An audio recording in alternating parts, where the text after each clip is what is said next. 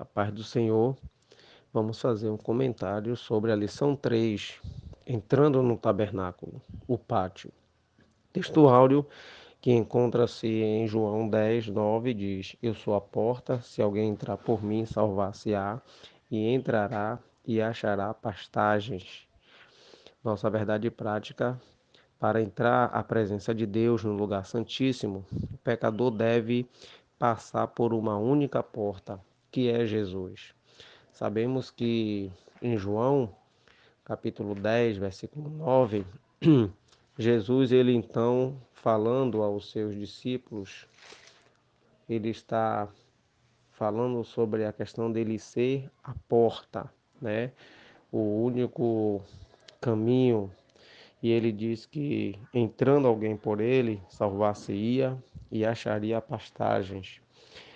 Aqui nesse texto de João 10, 9, Jesus, ele primeiro começa descrevendo no seu sermão como o bom pastor, né? O sermão de Jesus a respeito dele ser o bom pastor retrata-o como um verdadeiro pastor e governante do seu povo, contrastando, né, com todos aqueles falsos pastores, para que possamos ter um entendimento melhor sobre esse capítulo.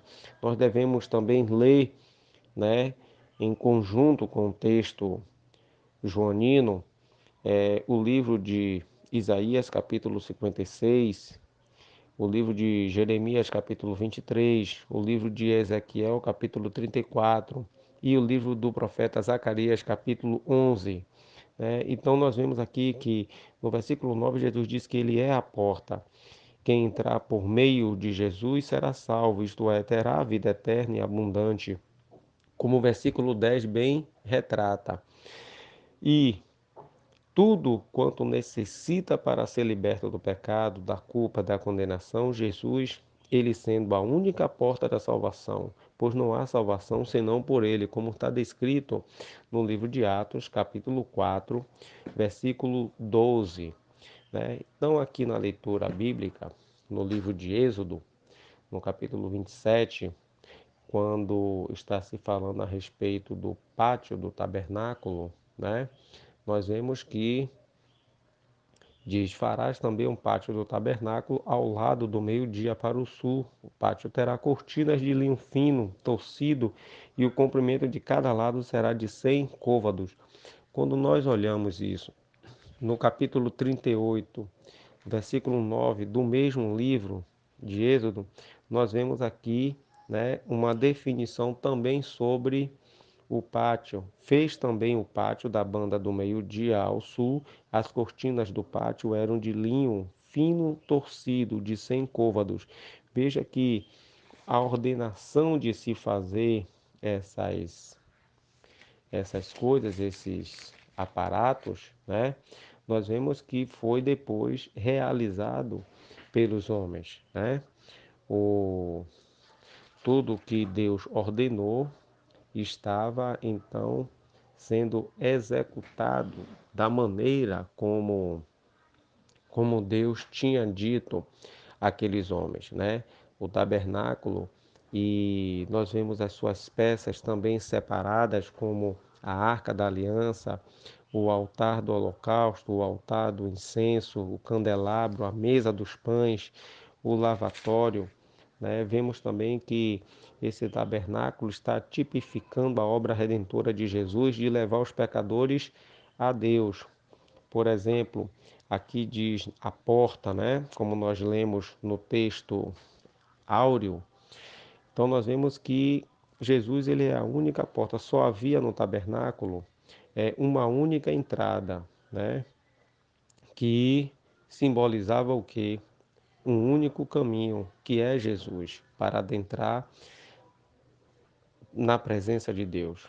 O altar do holocausto, no qual o Senhor fez o sacrifício, né, tirava ali, matava o animal e em prol dos pecados do povo. Aí aqui diz que eis o Cordeiro de Deus que tira o pecado do mundo, Na Epístola aos Hebreus já vai estar sendo colocado como Cristo oferecendo-se uma vez, né, aparecerá outra vez sem pecado para aqueles que o creem, para aqueles que creram no seu nome, né? O lavatório aqui já significa o que? Uma fonte de água, né? Na Epístola aos Hebreus já é colocado como um coração purificado, né? Como em Hebreus capítulo 10, versículo 19 a 22, ou seja, Jesus, o nosso purificador. Na No lugar santo já vemos a mesa dos pães, vemos o candelabro de ouro, né? Então Jesus como o pão da vida, como a luz do mundo, né? O altar de incenso. Nós vemos também a arca da aliança, o véu, o lugar santíssimo. Ou seja, tudo isso, né, simbolizava e tipificava a obra redentora de Jesus. Nós vemos que quando Moisés ele distribuiu as tribos em torno do pátio do tabernáculo, estava revelado aqui nesse ato um senso de organização divino, pois o pátio do tabernáculo ele ia ficar no centro de todas as tribos de Israel, né? Era o símbolo de que Deus estaria no meio do seu povo. Veja comigo no capítulo 8 do livro do profeta Isaías, capítulo 8, no versículo 14, nós vamos ver aqui o que diz o texto sagrado.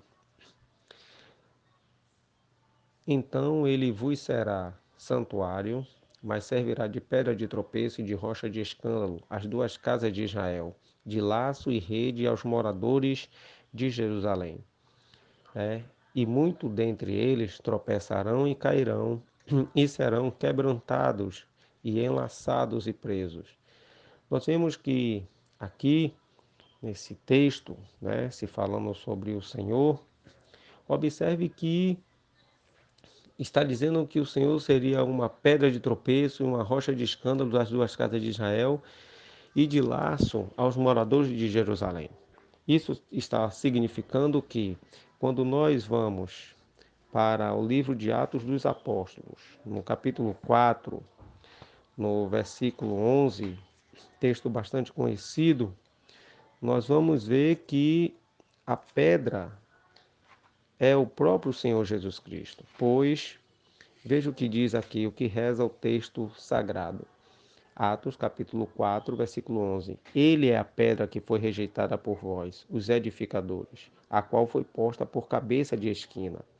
Veja que é muito interessante quando nós olhamos o livro de Lucas no capítulo 4, quando nós vemos capítulo 2, perdão, Lucas, no capítulo 2, a partir do versículo 34, que diz assim: E Simeão os abençoou e disse a Maria, sua mãe: Eis que este é posto para a queda e elevação de muitos em Israel e para um sinal que é contraditado.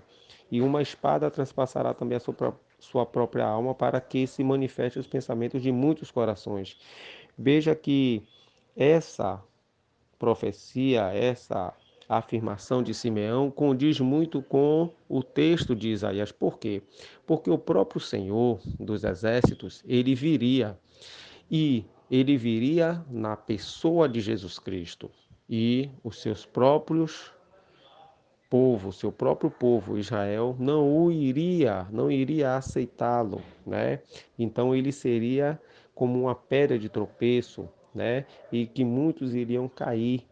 Ou seja, Jesus certa vez disse que quando ele falou uma parábola, ele disse que muitos que não crescem nele seriam esmiuçados, né? A pedra pelo qual cairia, né? Iria cair sobre muitos e muitos ficariam pó. Isso está registrado na parábola dos lavradores maus, no capítulo 22, né? Quando Jesus ele fala sobre a pedra. Veja comigo no versículo 42 do capítulo 22 de Mateus. Diz-lhe Jesus: Nunca leste nas Escrituras a pedra que os edificadores rejeitaram? Essa foi posta por cabeça de esquina. essa foi posta por cabeça do ângulo, pelo Senhor foi feito isso e é maravilhoso aos nossos olhos. Portanto, eu vos digo que o reino de Deus vos será tirado e será dado a uma nação que deu seus frutos. E quem cair sobre esta pedra, despedaçar-se-á, e aquele sobre quem ela cair ficará reduzido a pó. Veja que muitos fariseus entenderam que Jesus estava falando em relação a eles, né? E eles então procuraram prender a Jesus, mas receavam, porquanto o povo tinha Jesus como profeta. Veja comigo ainda mais que essa relação, essa questão de rejeitar ao Senhor Jesus já é algo que é atitude de uma pessoa que tem um coração endurecido. Logo, aquilo que foi feito, né, o tabernáculo, com os seus detalhes, né, tipificava muito a questão da obra expiatória, da obra salvadora de Jesus. Vemos que toda a nação de Israel foi dividida e foi colocada na frente, do lado, no fundo, né, do tabernáculo, para que houvesse o que todos ao redor, acampados ao redor, e centralizado estaria o próprio Deus. E aí nós vemos que nas colunas e nas cortinas nos varais do pátio, né, como está escrito que as colunas de bronze que foram feitas de madeira de acácia, elas ficariam presas na parte interior da cortina por bases ou placas de bronze colocadas sobre o solo.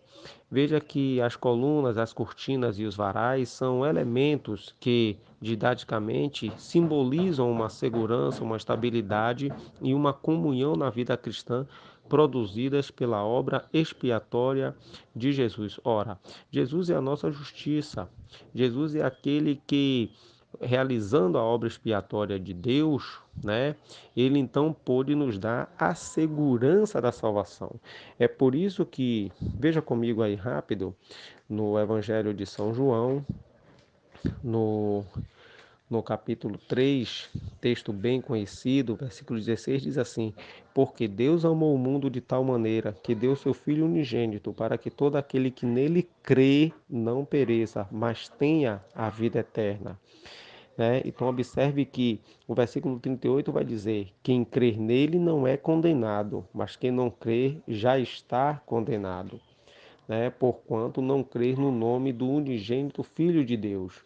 Observe que a salvação em Jesus é tão poderosa, né, que muitos não se atêm a esse detalhe. É por isso que nós devemos agradecer a Deus sempre pela salvação que Ele nos concedeu através de Jesus. E nós estamos seguros em Jesus Cristo, pois Ele nos dá essa segurança. Veja comigo ainda no capítulo 5 do Evangelho de São João, é um texto que eu gosto muito, capítulo 5 do Evangelho de São João, no versículo 24. Na verdade vos digo que quem ouve a minha palavra e crê naquele que me enviou tem a vida eterna e não entrará em condenação, mas passou da morte para a luz. Condenação, que vem do grego crises, né, está usada aqui no sentido de uma condenação à morte eterna. O crente, ele não será condenado com o mundo, como está escrito na Epístola aos Coríntios, capítulo 11, verso 32, né? Aqui não está se referindo a uma futura prestação de contas do cristão, né, ao seu julgamento no tocante à sua fidelidade ou à sua graça de Deus que lhe foi concedida enquanto estava na terra. Observe que não terá condenação. Por quê? Porque foi justificado por Deus. Foi justificado, foi absolvido por Deus por conta da obra de Jesus. Veja ainda em Romanos capítulo 5, no versículo 1, que diz assim: Sendo, pois, justificados pela fé, temos paz com Deus por nosso Senhor Jesus Cristo. Então, no capítulo 8, ainda da Epístola aos Romanos, versículo 1, diz assim: Porquanto agora nenhuma condenação há para os que estão em Cristo Jesus. Então, veja a segurança da obra salvífica de Jesus.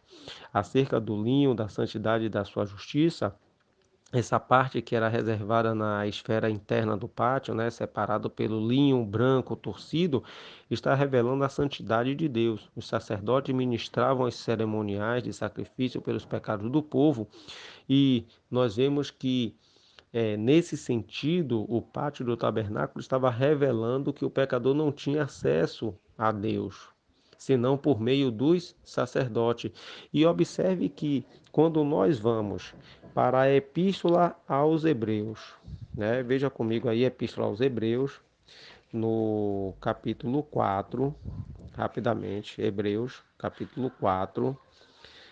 No versículo 14 diz assim: Visto que temos um grande sumo sacerdote, Jesus Cristo, Filho de Deus, que penetrou nos céus, tenhamos firmemente a nossa confissão, porque não temos um sumo sacerdote que não possa compadecer-se das nossas fraquezas, porém um que, como nós, em tudo foi tentado, mas sem pecado. Agora, olha o que é que diz o versículo 16: Cheguemos, pois, com confiança ao trono da graça, para que possamos alcançar misericórdia e achar graça, a fim de sermos ajudados em tempo oportuno. Jesus, ele se compadece das nossas fraquezas e ele podemos chegar então com confiança ao trono celestial, sabendo que as nossas orações e as nossas petições são bem acolhidas e ouvidas, porque o Senhor dos exércitos, o nosso Pai celestial, né, e é chamado aqui o trono da graça, porque dele flui o amor, o socorro, a misericórdia, o perdão e o poder divino, né?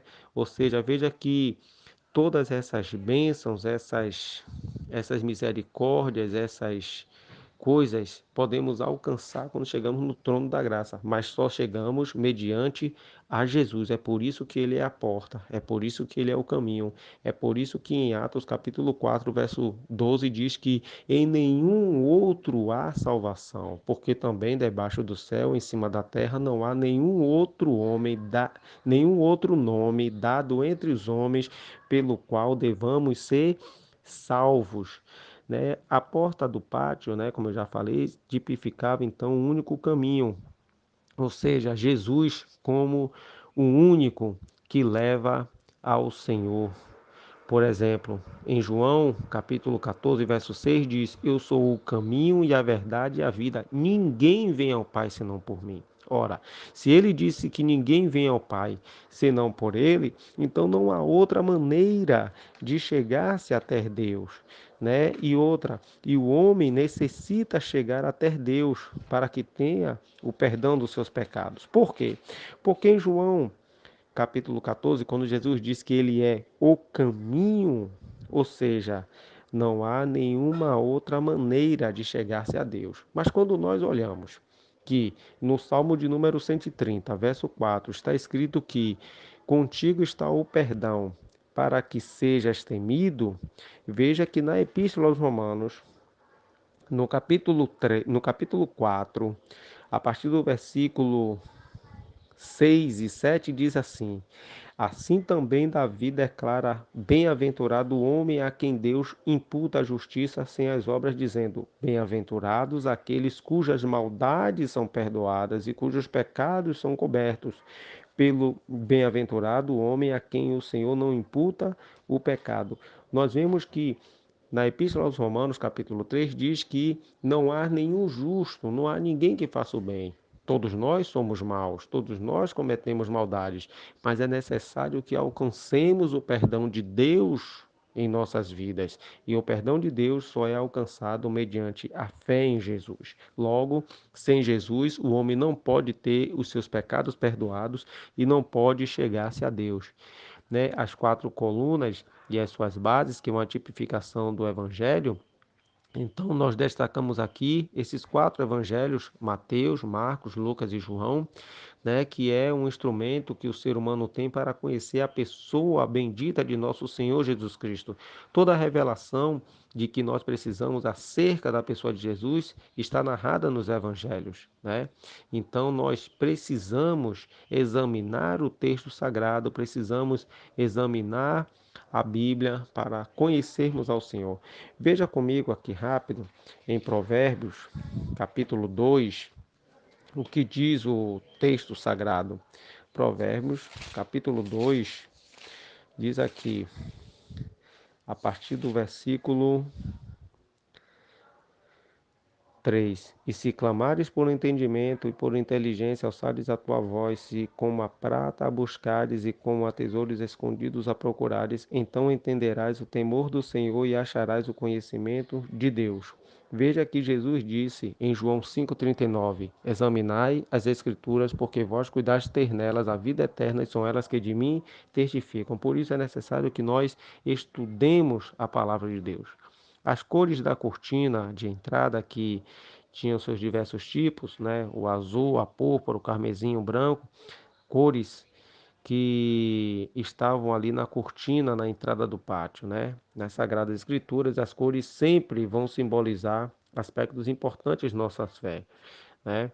Então nós vemos que nesse aspecto podemos destacar, por exemplo, que o azul lembra o céu, a púrpura vai lembrar a ideia de uma realeza, o carmesim vai lembrar a ideia da humilhação e o sofrimento, e o branco vai lembrar a ideia da justiça e da perfeição do Senhor. O Senhor Jesus, então, ele vai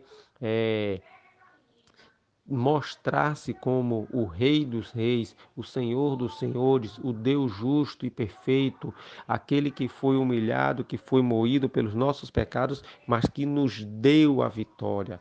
Tudo isso ele fez por amor à humanidade, e é por isso que nós, então, devemos estar atentos que dentro do tabernáculo que foi construído no deserto, no centro das tribos de Israel, estava ali algo que tipificava o próprio Deus, na bendita pessoa de Jesus.